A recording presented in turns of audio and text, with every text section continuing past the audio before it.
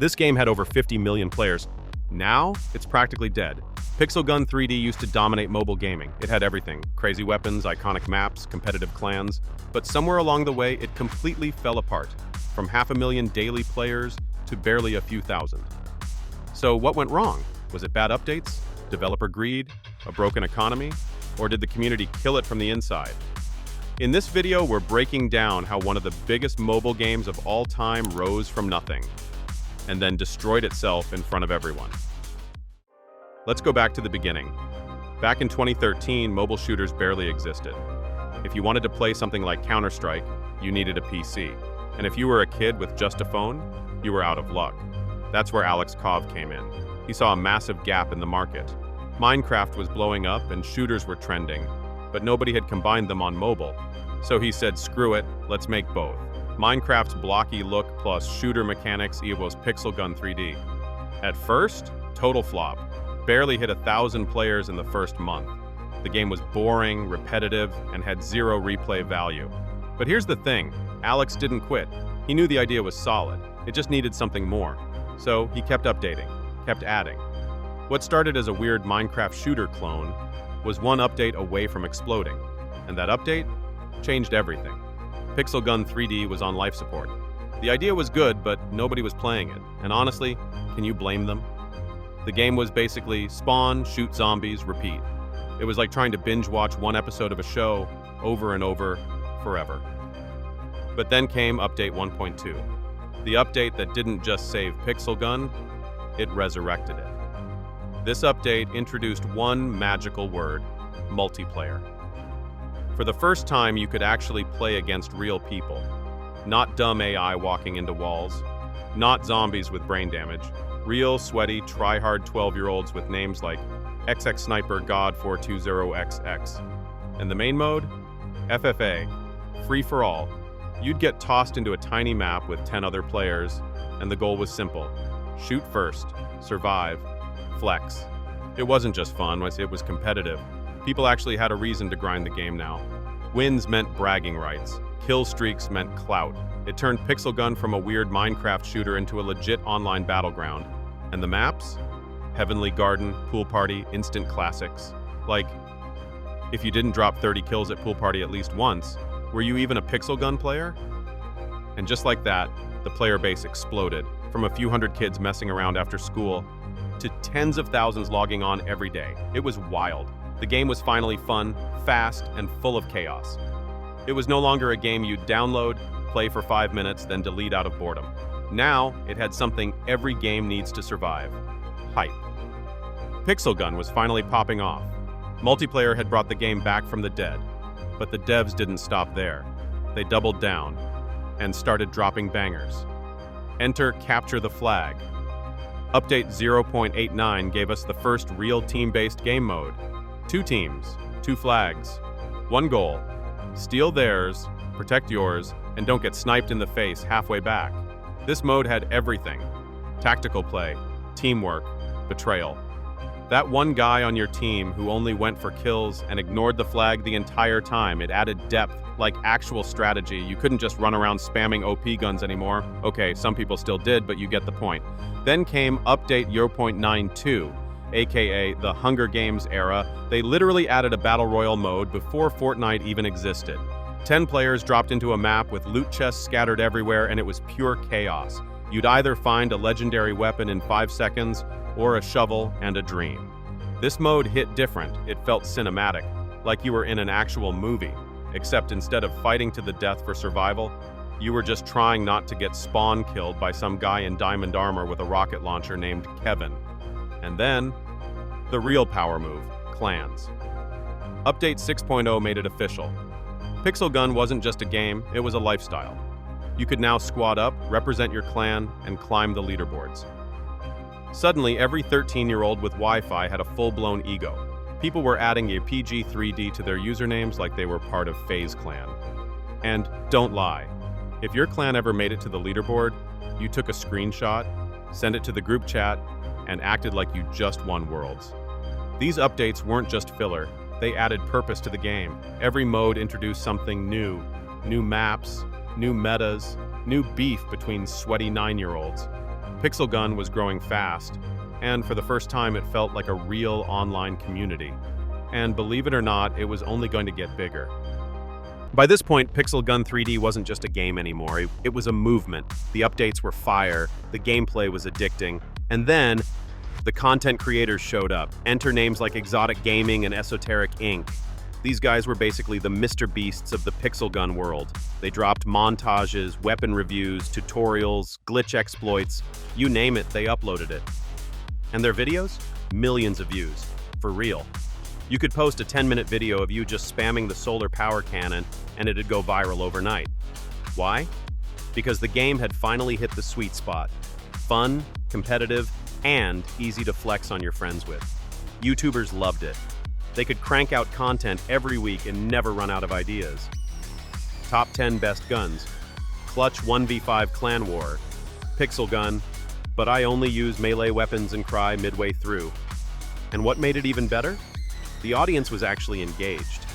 Comments were filled with kids debating which gun was better, arguing over who had the best clan, or just saying stuff like, "Plus, gift me 100 coins, my account got hacked." The community wasn't just growing, it was thriving. Players were making fan art, memes, skins. Clans were recruiting like it was a job interview, and the devs noticed.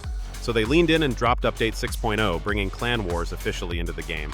Now clans could battle it out for rewards, territory, and ego points.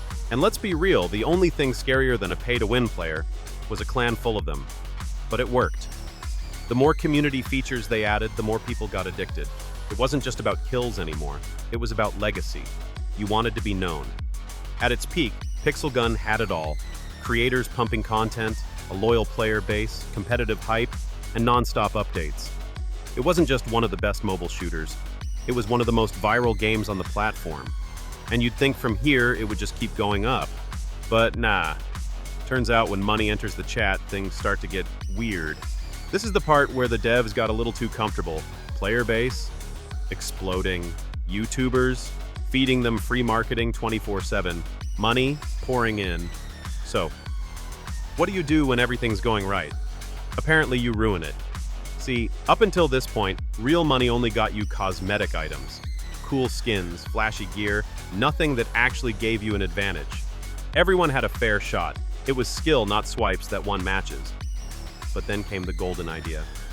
Hey, what if we let people buy coins, and then use those coins to buy actual weapons? Genius. Now little Timmy with mom's credit card could go from a noob to a one-shotting warlord in 5 minutes. It started small. A few coin packs here and there, nothing too crazy, just pay $3 to get a gun that deletes enemies from across the map in 0.2 seconds. At first, the players didn't even care that much. The weapons weren't that hard to unlock by grinding. You could still play the game for free and hold your own. But that didn't last long. The devs realized something. It's way easier to make money selling power than it is to actually make the game better.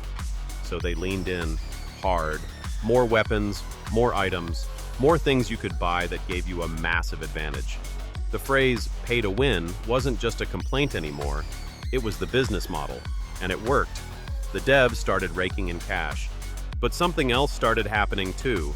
Players were slowly burning out, because why grind for hours to unlock a decent weapon when Chad over there just dropped $19.99 and turned himself into a walking airstrike? Still, it wasn't totally broken yet. The game was holding on, content was still coming out, and YouTubers were still milking it. But this was the moment, right here, where the integrity started to crack. The seeds were planted, and the fall? It was coming faster than anyone expected. Just when things started getting a little too pay to win, the devs thought, hey, let's switch it up, let's bring back the skill gap. Enter Update 11.0, the big fix. And with it came what was supposed to be the next big thing, duels. Now on paper, this sounds amazing. One-on-one, no distractions, no chaos, just pure skill. No more getting third-partied by a guy rocket jumping across the map while you're mid-reload. You and your opponent, one map, same weapons, same layout, same everything. Just skill versus skill. Sounds fair, right? Wrong. Because here's what actually happened. The sweatiest players in the entire game took over. The kids who knew every pixel peak, every frame advantage, every glitch spot. They lived in duel mode now, and new players, yeah, they stood zero chance. You'd spawn in, blink once, and the other guy already sniped you through a window before you could even say hi. It got real sweaty, real fast. And the worst part, there was ranked matchmaking. So even if you were brand new, the game would still throw you into the pit with some dude named XX Sweat God XX, who's been practicing trick shots since 2016. And because duel mode was actually balanced, like truly 50-50 skill-based, you couldn't blame the map. You couldn't blame RNG. If you lost, it was all on you. Which sounds great for esports, but terrible if you're just trying to have fun after school. The result? The skill gap widened like the Grand Canyon. New players got clapped rage quit and never came back. Veterans just farmed them for free wins. So what did the devs do to fix it? Oh, that's right. They added more broken weapons. Because clearly the problem wasn't that the game was unbalanced. It was that noobs weren't spending enough money to compete. So now you had OP weapons flooding the game, and a sweaty duel mode that punished anyone without a $50 loadout. It was like trying to play chess while the other guy is using a flamethrower. In theory, duel mode was a great idea, but in reality, it exposed just how brutal and unfair the game had become. And instead of leveling the playing field, it shoved newer players off the edge entirely. The community? Frustrated. The balance? Destroyed. And the devs? Well, they were too busy counting cash to care. After duel mode nuked the skill curve, you'd think the devs would try to rebalance things. Fix matchmaking, nerf some weapons, maybe, just maybe, listen to the players. But nah, they did what they always do best. Add more weapons, and not just occasionally. I'm talking a new, overpowered gun almost every single week. It became a joke. Oh, you just spent 3 months grinding for that legendary sniper? Too bad. Here's a plasma cannon that disintegrates people through walls. It was like trying to build a sandcastle during a tsunami. No matter how hard you worked, the next update just wiped it all away. Old weapons, useless, fan favorites, obsolete. The only thing that mattered now was who could spend the most, the fastest. And the grind? Oh man, it got brutal. Weapons that used to take maybe an hour or two to unlock now took days of non-stop playing. Unless, of course, you just opened your wallet. The game literally shifted from free-to-play to grind or pay or die. And you know who that pushed away? Everyone. New players couldn't compete. Casual players were exhausted. Even OG veterans started leaving because the weapons they'd earned over years were now glorified pea shooters. Meanwhile, pro players, yeah, they weren't even grinding anymore. They just bought the newest weapon, slapped a skin on it, and turned the lobby into a war crime in under 30 seconds. The devs? They were making more money than ever. So why stop? Instead of creating meaningful content, they just kept stacking microtransactions on top of each other. New weapons, new gadgets, new pets. Yes, pets. Because nothing says tactical shooter like getting mauled by a floating robotic tiger with laser eyes. The whole economy spiraled out of control. You weren't just competing against players, you were competing against wallets. And the biggest wallet always won. Eventually, people caught on. They realized Pixel Gun wasn't really a game anymore. It was a cash farm with a kill feed. And when even new players started quitting after a week because they couldn't win a single match without dropping real money, it became clear. The game wasn't just pay to win anymore, it was pay to survive. At this point, the game was bleeding players, the community was pissed, the meta was broken, and every lobby felt like a Black Friday sale where everyone brought rocket launchers. So, the devs decided it was time to fix the game. And by fix, I mean throw random features at the wall and hope something sticks. First up, skill-based matchmaking. Sounds good, right? Wrong. All it did was trap sweaty players in endless try-hard lobbies and throw new players against each other in a glitchy, lag-filled cage match of pain. Then they messed with clans, the one thing that actually built community. They tried revamping it, changing the clan war system, rebalancing rewards, and somehow made it more confusing than ever. Even worse, they eventually just removed duel mode altogether. Yep, the same mode they spent months hyping up. Gone. Like your will to keep playing. And if that wasn't enough of a panic move, they decided to chase trends like your out-of-touch uncle on TikTok. They added a Squid Game-inspired event, because nothing screams Pixel Gun like kids shooting each other in a knockoff Netflix deathmatch. They also added a Battle Royale mode, because hey, if it worked for Fortnite, maybe it'll work here too, right? Wrong again. It was clunky, unbalanced, and just felt like someone tried to cram a full Warzone experience onto a microwave. None of these updates solved anything. They were just distractions, flashy bait to pull in new downloads and maybe grab a few last-minute microtransactions before players dipped for good. Oh, and get this. They deleted around 70% of the original maps and weapons. You read that right. All the iconic locations? Gone. Your favorite OG gear? Vanished. It's like the devs walked into the Pixel Gun Museum with a flamethrower and said, let's start fresh, but also worse. And where are we now? The game sits at a few thousand active players a day. Most of them are either 1. Sweaty no-lifers grinding 10 hours a day with every OP weapon imaginable, 2. Or 7-year-olds who just figured out how to download games on their mom's iPad. Oh, and the lobbies? Hacker-infested wastelands. Try loading into a match, and you'll get hit with pop-up ads, coin offers, pet bundles, weapon skins, and God knows what else before you even see the scoreboard.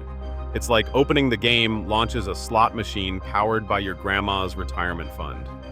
Every update after the peak felt more like life support than innovation. The soul of the game was gone. And the community? Already moved on. Pixel Gun 3D didn't die overnight. It didn't get taken out by some rival game. It wasn't destroyed by hackers or some massive scandal. No, Pixel Gun died the slow, painful death of pure complacency. Let's rewind. The game started off as a risky idea, a Minecraft-style shooter made for mobile. And guess what? It worked. Because the devs took chances. They added multiplayer when nobody else was doing it. They built iconic maps, introduced fresh game modes, and gave players reasons to keep coming back. They innovated. But once the money started flowing in, that innovation, gone. Replaced with a copy-paste factory of overpriced weapons, broken pay-to-win systems, and updates nobody asked for. Instead of building on what made the game special, they milked it dry. Every new feature felt like a quick cash grab, not an attempt to actually make the game better. And when things started to fall apart, they didn't listen. They didn't fix. They just added more clutter, more guns, more pets, more pop-ups, more chaos. At some point, it stopped being a game and became a slot machine with bullets. And that's the lesson here. Pixel Gun 3D didn't fall off because the concept was bad. It fell off because the people behind it stopped caring about the players. They forgot that what made the game blow up in the first place wasn't just the mechanics, it was the risk, the creativity, the willingness to do something new. So yeah, Pixel Gun didn't just fall off. It got pushed by the very people who built it. And now it's just a shell of what it used to be. A cautionary tale sitting in the App Store waiting to trick one more poor soul into buying the Golden Dragon Death Rifle Mech 2 for $12.99.